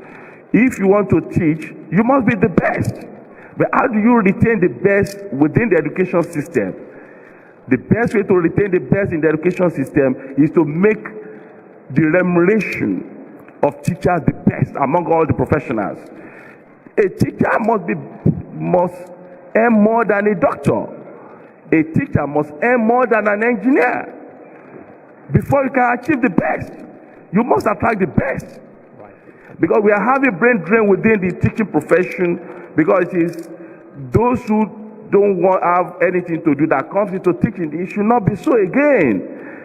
There must be professionalization of education, that you must be a professional before you can come into teaching. And you must be the best before you can be in teaching. Because you are going to train the future leaders of the society. And if you are going to be a trainer of the leaders, a trainer of professionals in the society, then you must be the best. But the best way you can achieve this is there must be political will by the government. UNESCO says, devote 25% of your national budget to education. Most countries have not achieved this. Right. Most countries will just devote maybe 5% of their national budget to education, 10%. The best that we have achieved is maybe 15. 25% is the standard set by UNESCO. So these are the issues. The teachers must be the best. Secondly, there must be political will by the government to ensure that you remunerate the teachers as best professionals. And teachers, they want autonomy because it's a creative work, intellectual work. If you want them to be innovative, if you want the teachers to be innovative, if you want them to invent, you want them to be innovative, you want them to be creative, then you must give them the autonomy. There must be autonomy in the academics. And there must not be too much over-administration of the teaching profession. If you over-administer, you preclude the teachers from coming out with their best in the training of the students, of the pupils, and of the students. This is very important because we always have over-administration of the system. As Wally Schwenker says, is a Nobel laureate, and he said, there is madness, in fact, Aristotle says this too, there is madness in every genius. If you are not a genius, you cannot be a teacher. And there is madness in every genius. Absolutely. All those, the madnesses in the teachers is what you gain through their creativity, through their invention, through their innovation. Because they come up with a lot of theories and intellectual work, and all these things has to be, but there must be that political will by the government to ensure that the teachers are the best of professionals within the system. Thank you. Thank you. وطبعا يؤكد على قضية الحسن الاختيار في المعلمين، وأيضا الانفتاح على التجارب العالمية والاحتكاك والاستفادة منها، وأيضا على جودة التدريب المستمر للمعلمين، وهذه من أفضل الخبرات أو التجارب اللي يعني مر فيها خلال عمله التربوي. دكتور خالد، إذا سمحت لي، دور البحث العلمي وأهمية البحث العلمي في مجتمع المعرفة وفي تأهيل المعلم لأداء دوره بشكل اللي احنا نبغاه. بسم الله الرحمن الرحيم. بالنسبة للبحث العلمي، الحقيقة من الأشياء التي ظلمت كثيرا في مدارسنا، وأظن أن هذه النقلة التي نريدها لمجتمع المعرفة تعتمد كثيرا على البحث العلمي وقدرات البحثية. انظروا إلى الطفل الصغير عندما يبحث عن كرة أو لعبة، هو يستخدم البحث العلمي على أصوله. فهو إذا يبحث عن الكرة تحت السرير لم يجدها، بحثه تحت السرير هو وضع فرضية أن الكرة تحت السرير، وثم يتحقق من هذه الفرضية فيذهب يتأكد، ثم لم يجدها فيذهب إلى مكان آخر فيفترض أنها في مكان آخر، وهكذا. الله سبحانه وتعالى خلق الأطفال وخلق البشر بمواهب ومهارات كثيرة جدا، لكن أحيانا في المدرسة ننسى أن نفعل هذه المهارات، فننقلهم من المهارة. هو جاهز للبحث العلمي الطفل، لكن للأسف في المدارس لا نقوم بهذه أو لا نخدم هذه المهارة بالشكل المطلوب. وعندما تنظر إلى بعض النماذج الدولية تجد أن البحث العلمي هذا أساس. فانظر إلى مثلا البكالوريا الدولية تجد أن أول صفة للطالب عندهم أنه باحث، وكل النظام التعليمي يخدم عملية البحث. والطالب عندما يضع تساؤل ينبغي أن يفرح به المعلم كثيرا، وهذا التساؤل يجعلنا أكثر ذكاء. ولذلك أنا أحيانا أذكر هذه المعلومة: هل نفرح أكثر بالجواب الجيد أم بالسؤال الجيد؟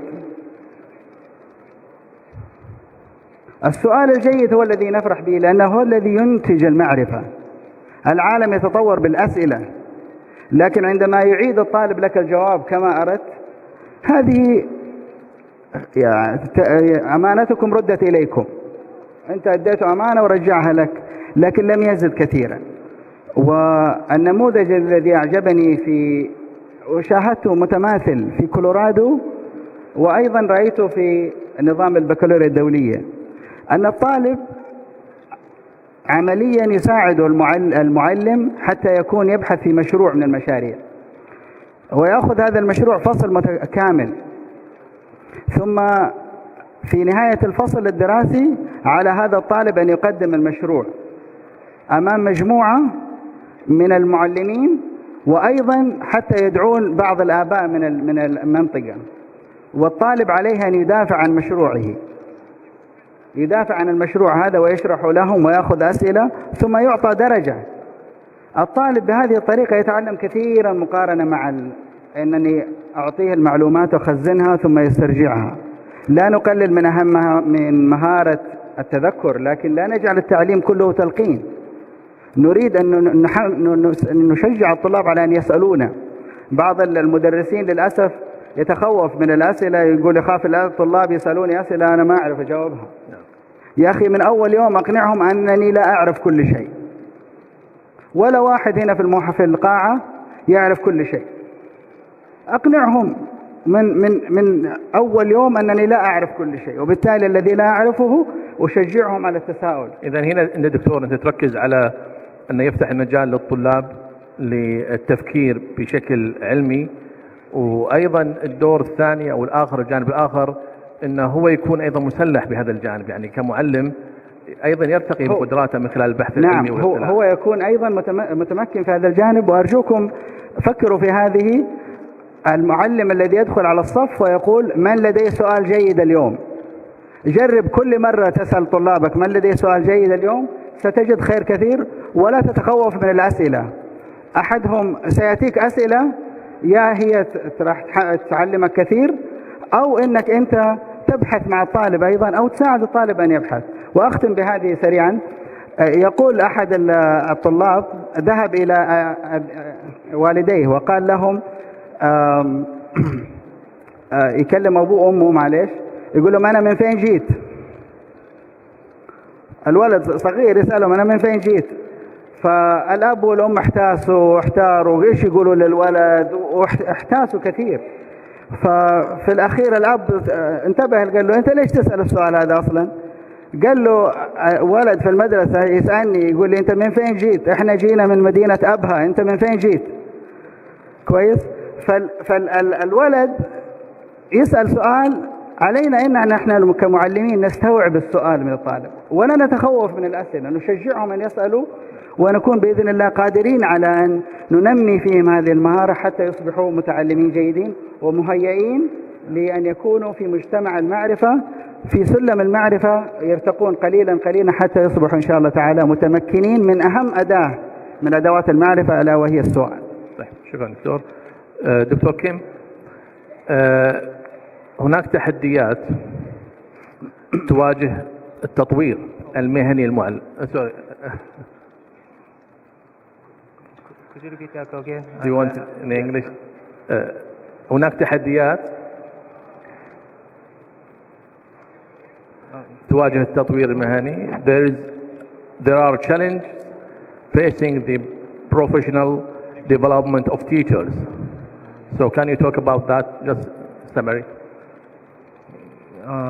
In the past, we respected teachers as a kind of the parents, and at the time, the older teachers choose the teaching profession as a kind of the gift from the heaven. So they had the much enthusiasm to teach students. But these days, the teachers have no such the passion to students effectively or efficiently. So we are trying to pay more attention to how to teach students effectively and efficiently. So we are trying to make teachers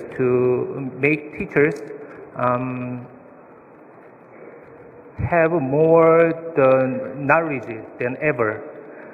So we are going to try to prolong the programs for the university or college of education from 4 years to 6 years, and then we are trying to evaluate the teacher training institute very tightly, and the teacher training institute try to develop more effective curriculum for the future teachers. And as I mentioned before, the government try to evaluate teachers, the teachers, to let them know what kind of knowledge they need right now in the school field. And after the evaluation, the government try to give as many as the training courses for each teacher. And the government try to develop teacher professionalism as much as I think the evaluation of teachers is very important, and this kind of evaluation is very key issue in Korean education, and especially teacher policy in Korea. Do you think teachers in Korea are satisfied? No. But I think there is no one who likes to be evaluated from the others. So they are struggling to take the evaluation these days. إذا دكتور كيم يؤكد على قضية التحديات اللي تواجه المعلم هي الرغبة في التدريس. أيضا وجود المنهج التعليمي الفعال اللي يساعد على أداء دوره كمعلم، وتأمس الإدارة التربوية نوع المعرفة اللي يحتاجها المعلم باستمرار، والعمل على تطوير أداء المعلم. الآن احنا يعني سرقنا الوقت شوية وفي النهاية، فإذا كان في أي مداخلات تفضل. أول واحد رفع ايده، تفضل. إذا سمحت تعرف باسمك ووظيفتك، المسمى الوظيفي. أخوكم يوسف البسام، مدارس البسام في المنطقة الشرقية بالدمام. الحقيقة نشكر ضيوفنا من خارج المملكة، دكتور أوشو ودكتور جون ودكتور كيم، وأخونا الفاضل الدكتور خالد الذي يتحفنا حقيقة في مداخلاته. الإجابة على سؤالك فيما يتعلق بالتجارب الناجحة في إعداد المعلم لمجتمع المعرفة، أنا شخصيا لم يحقق فضولي. حبذا لو وجهنا السؤال مثلا نسمع من الدكتور جون إذا كان هناك فعلا تجارب ناجحة، أو من ضيوفك الكرام. شكرا. طيب تفضل دكتور خالد.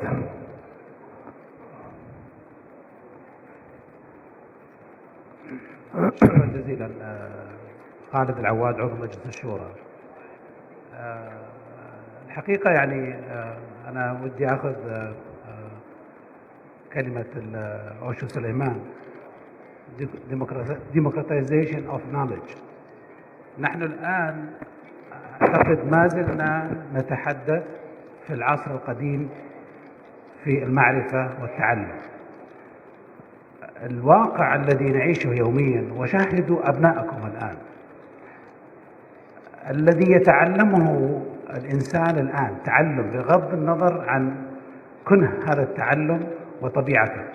معنى معرفة تأتي لهذا الإنسان الذي يتعلمه من خارج المدرسة أكثر بكثير جدا، وهو مثل جبل الثلج، الآيسبرغ. معظم ما نتعلمه هو خارج المدرسة، خارج المنظومة التعليمية اليومية. وزادت هذه الآن بفضل التقنية وشبكات التواصل الاجتماعي.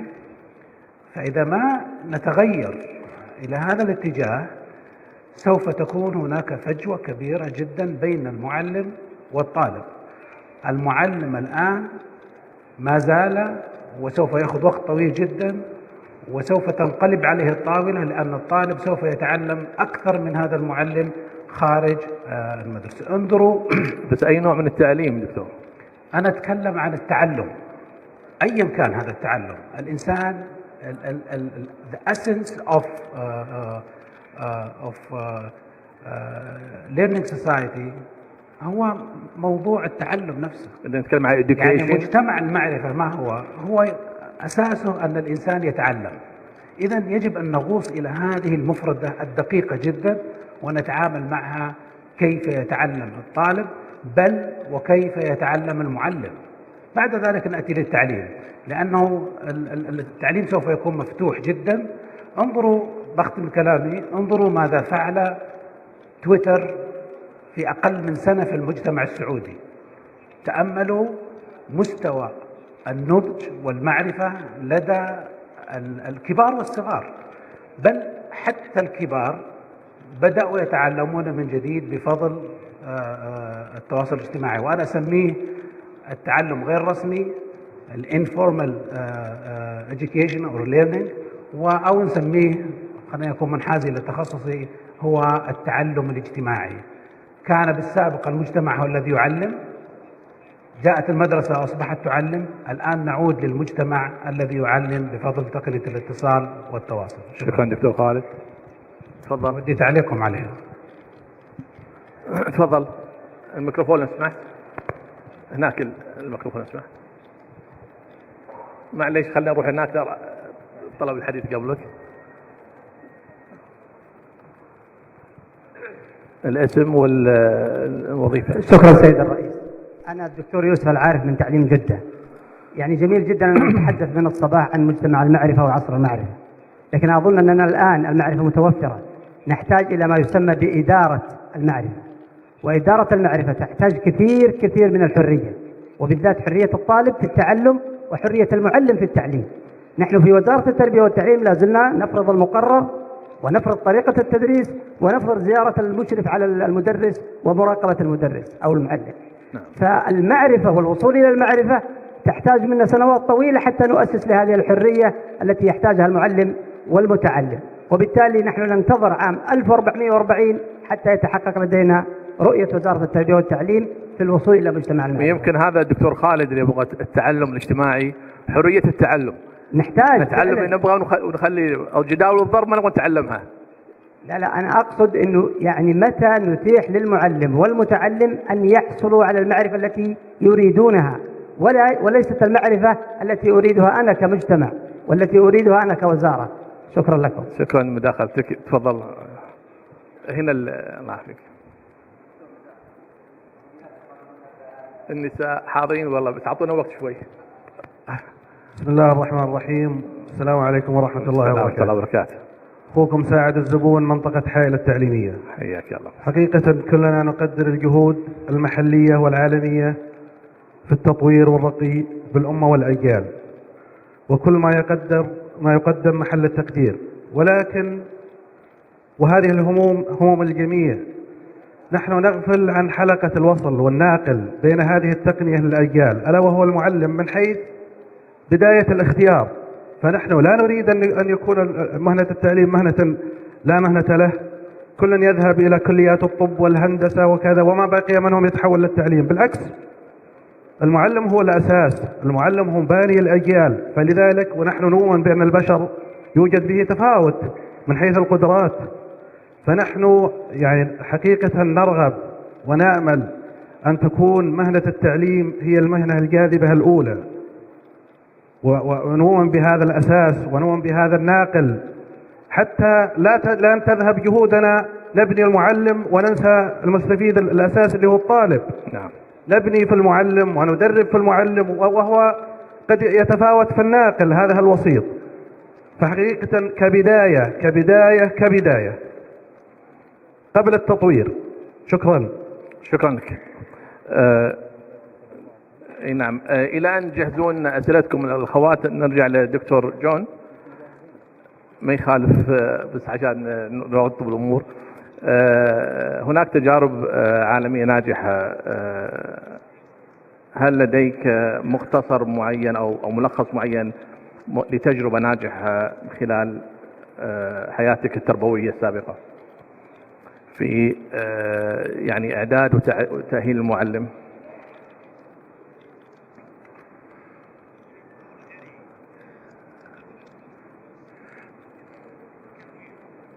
Yes, I can recall numerous experiences, international experiences from my career. In Japan, one of my former students, who's now a famous professor in Japan, has quite a few years ago, conducted a demonstration project for the Ministry of Education on using computers in the schools. And he had teachers utilizing computers in various aspects. One of the problems with bringing about a new technology is what's called the novelty effect. That is, people are interested in it just because it's new. And we've seen many innovations in technology that people use for a while and then they discard it. So he wanted to test the extent to which computers were becoming firmly established as a highly useful tool rather than just attracting passive interest on the part of the students. And he used the model, the motivational design model that I'll talk about tomorrow in the process of training teachers. And so this is a model that transcends cultures in many ways. So that was an international experience that was highly successful in moving teachers away from a traditional, highly structured classroom to a more open, innovative approach, incorporating students in learning activities using a new technology. And there are many other experiences like that too. I also want to respond to some comments that you made about the students. The world they live in is different from the world of teachers. The traditional teacher or professor, and I mean very traditional, tends to live in their own discipline world. They live within their world of sociology, their world of math, their world of teaching Saudi Arabian language, whatever. And they ironically tend not to have a lot of curiosity about areas outside their own interests.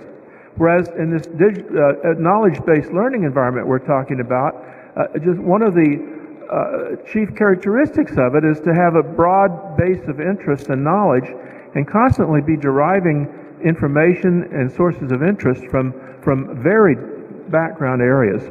One of my former students, who's the dean of the library school at Syracuse, New York, for 2 years now, has been using Twitter.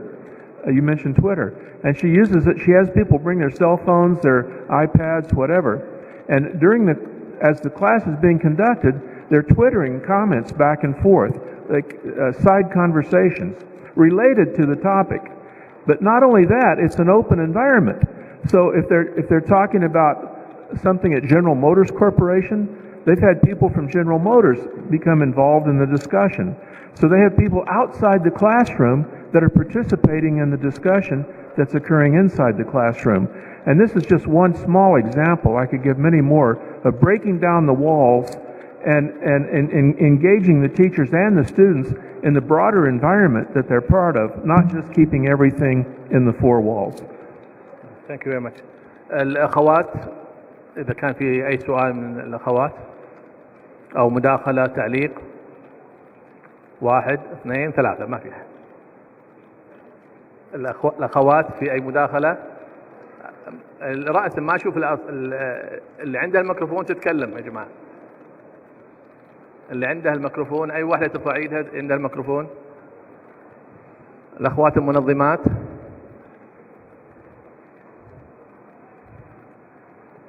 أنا يعني أشاهد إن في رغبة للحديث، لكن الميكروفون لو سمحتوا.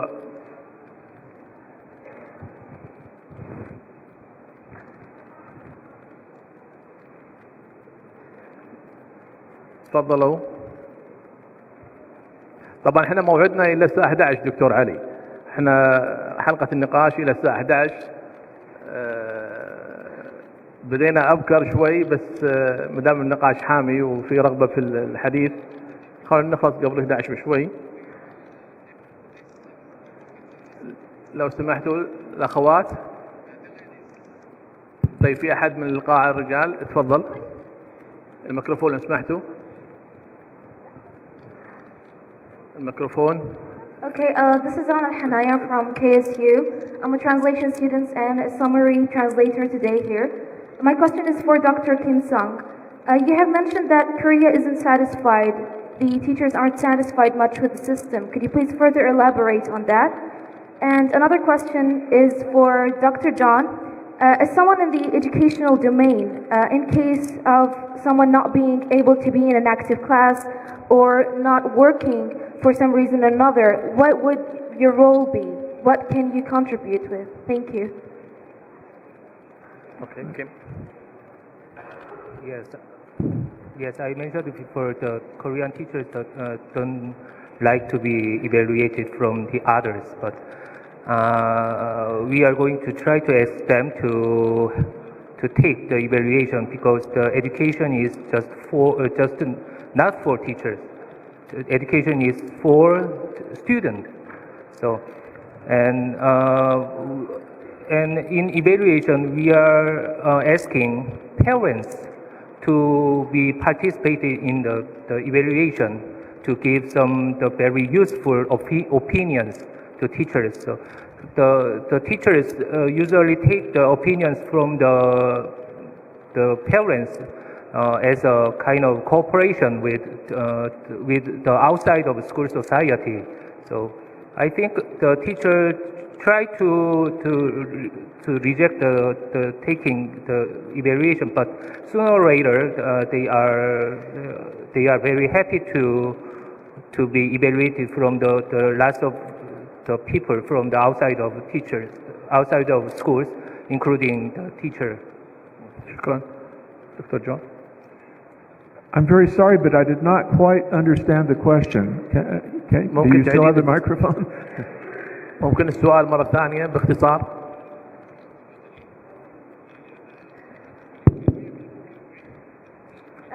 Dr. John, I was asking, as someone from the educational domain, working as an educator, whether it is a teacher, a professor, or whatever it is in the educational domain, if you weren't working in an active classroom, you weren't giving classes, you weren't teaching a number of students, what is your role as an educator? What else can you do? Thank you. Okay, that's a very good question. What is the role of the teacher in an active classroom where you want to have all of the students engaged? And it's a real transition. I know someone earlier this morning mentioned about having students. Oh, I think it was Dr. Donald, about having discussions occurring outside of class before the class would actually meet, through the internet, through discussion boards. I started doing this in some of my graduate classes at Florida State University. I would on the education management system, I posted questions on the Blackboard site, and we had some very active discussions on thought-provoking questions before the class would actually meet. Also, I would give assignments, and they would complete them before the class actually met. Then when we would come to class, I would engage them in problem-solving activities, engage them in case study analysis, discussion groups, comparing and contrasting the results from different groups. So there were many techniques one can use to both cover the basic prerequisite information that's necessary in order to think intelligently about a problem, and then to, when you're meeting with the students, take advantage of that face-to-face opportunity to engage them in problem-solving activities. And then I would become more of a consultant. I would listen to the different discussion groups, listen to the problem-solving activities, offer feedback, and then I became more of a supporter of their